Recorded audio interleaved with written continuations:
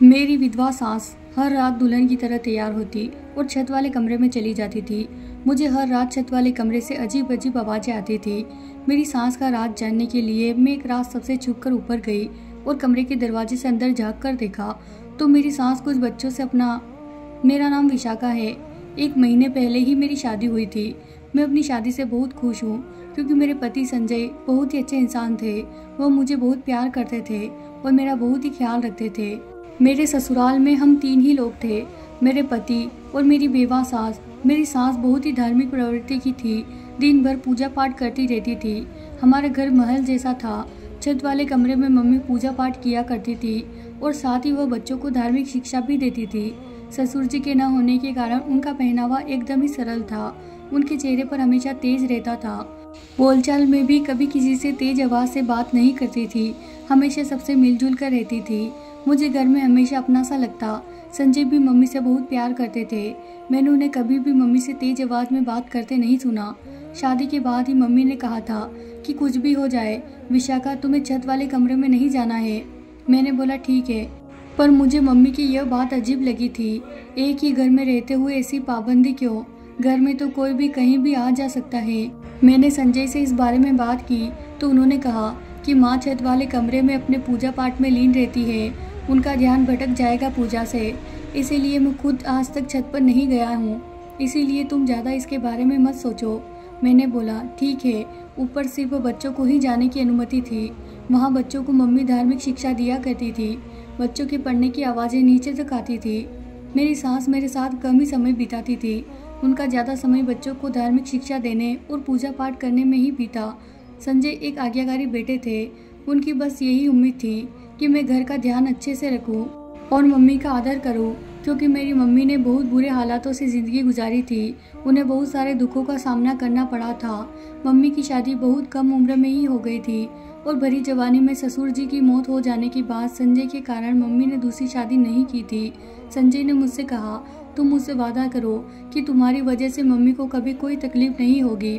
मैंने कहा, इतनी सीधी सादी और धार्मिक प्रवृत्ति वाली मम्मी से मुझे क्या प्रॉब्लम होगी?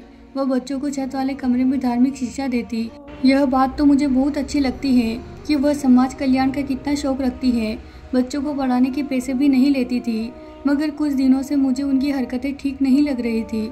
वह रात को भी छत वाले कमरे में रहा करती थी, जबकि नीचे और भी कई कमरे थे। कभी कभी छत वाले कमरे से अजीब अजीब आवाज़ भी आती थी। पहले तो मैंने यह सब नज़रअंदाज किया, पर एक दिन मेरी अलमारी से मेरी पसंदीदा ड्रेस गायब थी। मैंने पूरी अलमारी छान मानी, लेकिन मुझे वह ड्रेस कहीं नहीं मिली। रात को मैं पानी पीने के लिए उठी तो किचन से आवाज़ आ रही थी। मैं कमरे से निकली तो मुझे खाने की खुशबू आने लगी। मैंने जैसे ही किचन के पास पहुंची तो मम्मी मेरी पसंदीदा ड्रेस पहने खाना बना रही थी। मैं बिना कोई आवाज़ के वापस कमरे में आ गई और सोचने लगी, मम्मी इतनी रात को खाना क्यों बना रही है, और वह भी मेरी ड्रेस पहनकर। वैसे तो पूरा दिन वह सफ़ेद ड्रेस में रहती थी, ना ही कोई मेकअप और ना ही जेवर, और अभी मेरी ड्रेस पहनकर हल्का मेकअप और जेवर पहनकर अच्छे से तैयार थी। मैंने अगले दिन मम्मी से अपनी ड्रेस के बारे में पूछा। मेरे पूछते ही उनके पसीने छूट गए थे। उन्होंने कहा, मुझे नहीं पता विशाखा, तुमने अपनी अलमारी में रखी होगी। पूरे घर का ध्यान तुम रखती हो तो मुझे कैसे पता होगा? मैंने हाँ में सर हिलाते हुए अपने रोज़मर्रा के कामों में लग गई। मैं काम खत्म करके जब कमरे में आई तो मुझे अलमारी का आधा दरवाज़ा खुला हुआ दिखाई दिया। तो मैं उसको बंद करने ही जा रही थी कि मुझे मेरी ड्रेस दिखाई दी। उसकी हालत ऐसी थी जैसे कोई उसे यहाँ जल्दबाजी में रखने की कोशिश किया हो।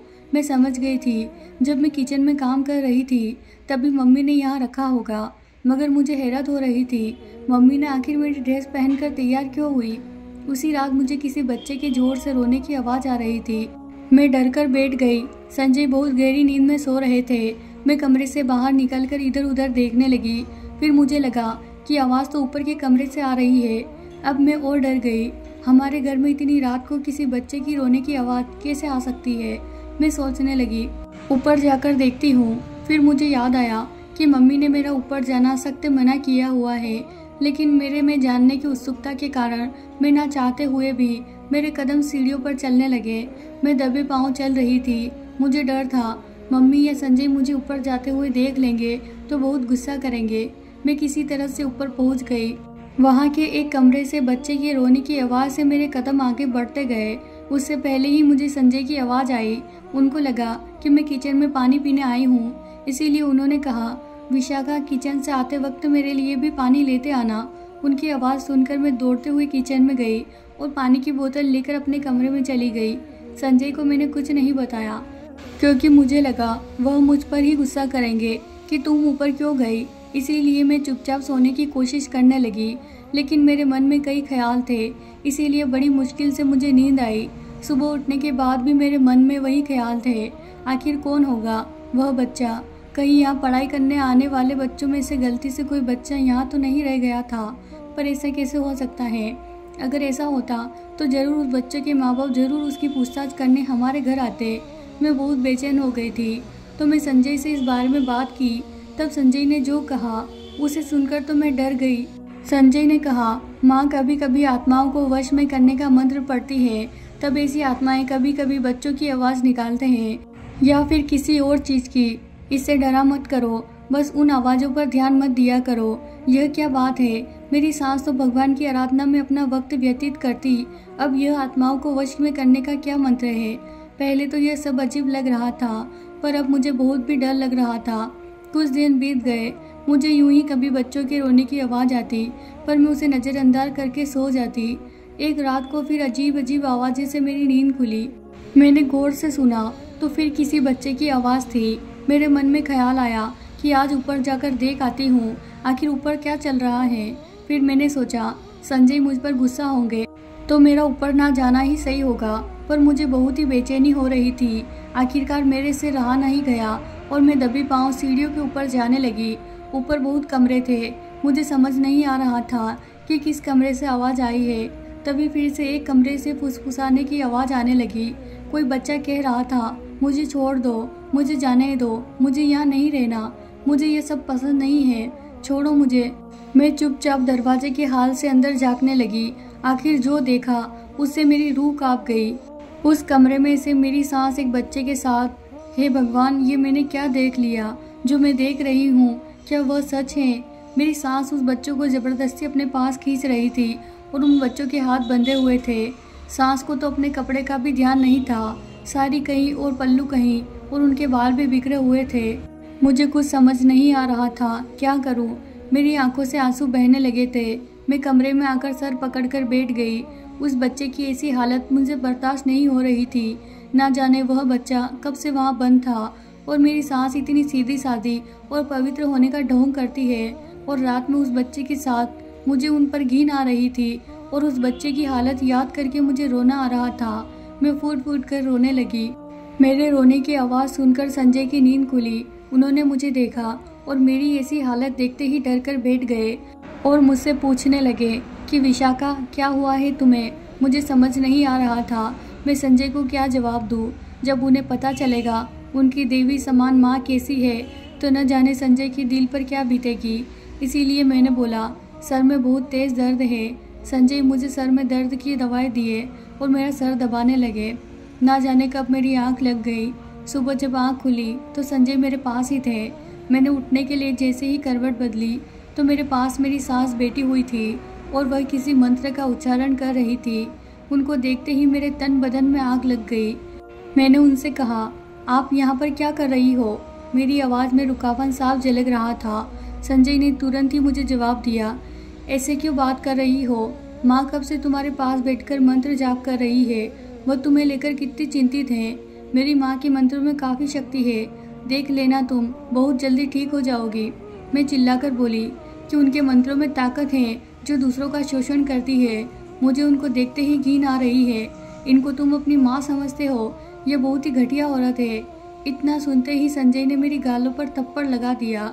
उन्होंने दोबारा अपना हाथ मुझे मारने के लिए उठाया तो मेरी सास ने उनका हाथ रोक लिया और बोली, खबरदार, मेरे होते हुए तुमने मेरी बहू पर हाथ उठाया तो मुझसे बुरा कोई नहीं होगा।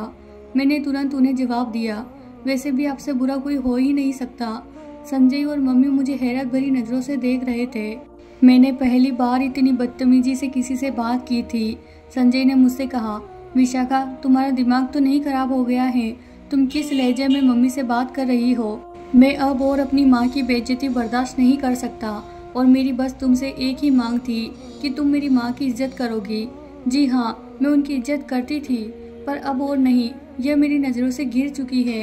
इनको मैं देवी समान औरत मानती थी, लेकिन यह तो औरत के भेष में शैतान है। दिन भर यह भगवान की आराधना का ढोंग करती है और रात को अपनी मिटाने के लिए छोटे बच्चों का शोषण करती है। कितनी घटिया बातें कर रही हो विशाखा। तुम मेरी माँ के बारे में मैं अब एक और शब्द नहीं सुन सकता। बस करो। मेरी सांस चुपचाप खड़ी होकर हमारी बातें सुन रही थी। मैं कुछ भी गलत नहीं बोल रही हूँ। आपकी माँ ने न जाने कितने बच्चों को ऊपर कमरे में बंद करके रखा है। मैंने अपनी आंखों से देखा है। कल रात को यह उसमें बच्चों के साथ जबरदस्ती कर रही थी। उन बच्चों को उन्होंने रस्सी से बांध रखा था। मुझे तो उस बच्चे की चिंता हो रही है। न जाने कब से हमारे यहाँ बंधे हुए हैं। और आपकी माँ आपको कहती थी ये सब आत्माओं की आवाज़ है। आप पढ़े लिखे होने के बावजूद भी इन बातों पर विश्वास करते हो। एक बार अपनी आंखों से देख लेते, शायद उन बच्ची की मासूमियत बच जाती। मेरी बातें सुनकर मम्मी का चेहरा फीका पड़ गया, मानो अब उनके कर्मों का पर्दाफाश हो जाएगा। मैं संजय का हाथ पकड़कर कहा, चलो मेरे साथ, आज मैं आपको आपकी माँ की सच्चाई बताती हूँ। तभी मम्मी दरवाजे पर खड़ी हो गई और हमें रोकते हुए कहने लगी, तुम्हें जो भी मेरे बारे में सोचना है सोचो, पर मैं तुम लोगों को ऊपर नहीं जाने दूंगी। संजय ने कहा, नहीं मम्मी, आज देख भी लेने दो, ऐसा क्या है ऊपर वाले कमरे में। फिर मैं और संजय उस कमरे तक आ पहुँचे, पर उस कमरे के दरवाजे में ताला लगा हुआ था। संजय ने सख्त आवाज़ में उस कमरे की चाबी मम्मी से मांगी। फिर मम्मी ने कांपते हुए हाथों से कमर से लटकती हुई चाबी संजय को दे दी। मैं मन ही मन खुश हो रही थी कि अब उस बच्चे को इस केस से छुटकारा मिल जाएगा। जैसे ही दरवाज़ा खुला तो एक बच्चा बैठा हुआ था और वहीं पास बेड पर एक आदमी लेटा हुआ था, जिसे देखकर संजय उस आदमी के गले लग गया और कहने लगे, पापा आप जिंदा हैं। तभी मम्मी कमरे के अंदर आई और कहने लगी, हाँ बेटा, तुम्हारे पापा जिंदा हैं। मुझे माफ़ कर दो बेटा, मैं तुमसे यह सब छुपाया। मैं क्या करती बेटा, हालत ही कुछ ऐसा था। तुम्हारे पापा के एक्सीडेंट होने से पहले हम पर बहुत कर्ज था। हमारे 2 वक्त की भी रोटी के लाले पड़ गए थे। कर्जदार हर रोज़ घर के चक्कर काटते थे। इसीलिए मैंने बच्चों को धार्मिक शिक्षा का ज्ञान देना शुरू कर दिया। मैंने सोचा 2 पैसे आएंगे, इससे हम 2 वक्त की रोटी तो खा पाएंगे, क्योंकि जिंदा रहने के लिए पेट भरना जरूरी था। तभी एक दिन तुम्हारे पापा की गाड़ी खाई में गिर जाने की खबर मिली। हमने बहुत ढूंढा, उनकी लाश नहीं मिली। पुलिस को लगा जंगली जानवर उनकी लाश को ले गए होंगे। उस दिन बाद इनको मरा हुआ घोषित कर दिया गया। उनके नाम पर जो इंश्योरेंस था, मुझे उनके पैसे मिले, जिससे मैं कर्जा उतार दिए। फिर कुछ दिनों बाद मुझे एक नंबर से फ़ोन आता है। जब मैं फ़ोन उठाई तो इधर से उनकी आवाज़ आई। मैंने कहा, आप जिंदा हैं? उन्होंने कहा, हाँ राधिका, मैं ज़िंदा हूँ। मैं जब गाड़ी से खाई में गिर गया था तो मेरे दिमाग में चोट लग गई थी और मैं बेहोश हो गया था। तो पास के एक गांव का एक आदमी ने मुझे वहाँ बेहोश देखा तो अपने घर ले गया और गांव के वैद्य से हमारा इलाज करवाया। पहले तो मुझे कुछ भी याद नहीं था, लेकिन अब सब कुछ याद आ गया है। मैं अब अपने घर आना चाहता हूँ राधिका। फिर मैं तुम्हारे पापा से उस गांव में मिलने गई। फिर मैं उनको इंश्योरेंस वाली बात बताई तो उन्होंने कहा, रहने दो राधिका, फिर मैं इसी गांव में रह जाता हूँ। तुम मेरे ज़िंदा होने की बात को राज ही रहने दो। तुम तो उस समय हॉस्टल में रहते थे, मैं यहाँ इसे मिलने जाती थी। इसी बीच में प्रेग्नेंट हो गई और मैं तुम्हारे इस भाई को जन्म दिया और इन लोगों को ऊपर वाले कमरे में रखने लगी। तुम जब अपनी पढ़ाई पूरी करके हॉस्टल से घर आ गए तो मैं तुमको यह सब कुछ बात नहीं बताई, क्योंकि मुझे लगता था मैं तुमको बताऊंगी और तुम किसी और को बता दोगे तो जो इंश्योरेंस के पैसे मिले हैं वो वापस करने पड़ते, और हमारे हालात ऐसे नहीं थे कि हम दोबारा कर्जा झेल पाए। तुम्हारे भाई का दिमाग कमज़ोर है, इसीलिए अजीब अजीब आवाज़ें निकालता है। रात को तुम लोगों के सो जाने के बाद मैं इसे इसके पसंद का खाना बनाकर खिलाती हूँ। मैं इसको जब भी प्यार करती हूँ तब ये मेरे से दूर भागता है, क्योंकि इसको एक ही कमरे में घुटन होती है। इसीलिए बोलता है, मुझे जाने दो, मुझे छोड़ दो। मुझे दिन भर तो मैं विधवा बनी रहती हूँ, पर रात को मुझे सुहागिनों की तरह सजने का मौका मिलता है। इसीलिए मैंने तुम्हारी ड्रेस चुराई थी। संजय बेटा, मुझे माफ़ कर दो, मैं तुमसे इतना बड़ा राज छुपाया। मेरी सास की सच्चाई सुनकर मुझे खुद से शर्म आने लगी। मेरी सास बहुत ही बहादुर औरत है, अपने परिवार को बचाने के लिए इतने सालों से विधवा की ज़िंदगी जी रही है। अब हम लोग एक नए शहर में आकर रहने लगे ताकि हमें किसी से कुछ भी छुपाना नहीं पड़े, और छोटे भाई का इलाज भी अच्छे से डॉक्टर से करवाने लगे ताकि उसका दिमाग ठीक हो सके। फिर मैंने अपनी देवी समान माँ से माफ़ी मांगी और उन्होंने मुझे माफ़ कर दिया। आखिर हर बार आंखों का देखा सच नहीं होता। प्यारे दोस्तों, मेरी कहानी अगर आपको पसंद आती है तो प्लीज़ मुझे सपोर्ट करें। मेरी वीडियो को एक लाइक और प्यारा सा कमेंट ज़रूर करें, इससे मुझे खुशी होगी। धन्यवाद दोस्तों।